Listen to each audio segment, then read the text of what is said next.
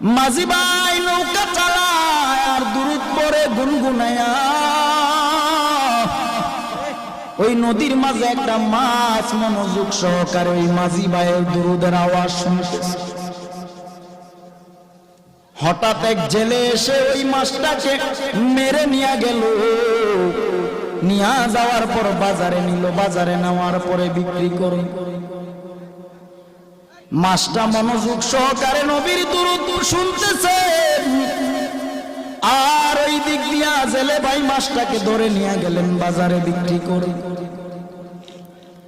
হঠাৎ করে আবু বকর বাজারের দিকে গেলেন, বাজারে যাইয়া মাছটা ক্রয় করলেন।